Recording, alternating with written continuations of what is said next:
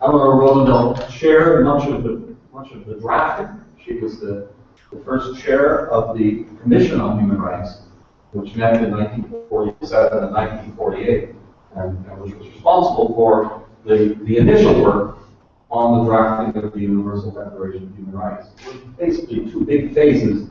One was the work of the Commission on Human Rights, which is was the main body dealing with human rights in the United Nations until 2006, abolished in 2006 and replaced by the Human Rights Council.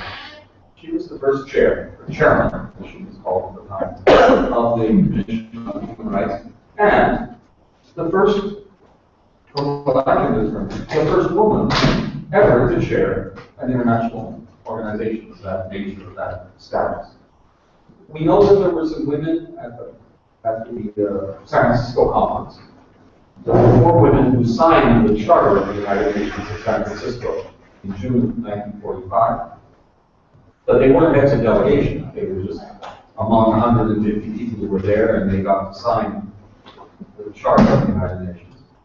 And there was a woman on the delegation of the United Kingdom at the Paris Peace Conference.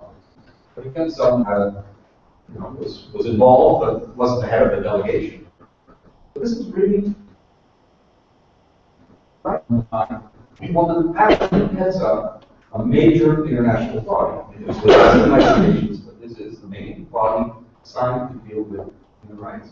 Not, by the way, the only woman to be involved in the drafting of the Universal Declaration. There were many other women who participated in it as well. So, without calling it the first feminist instrument in international law, it's certainly the first text that was drafted with a very significant input by women. So that's one of the interesting things that was going on at the time. Let me just show you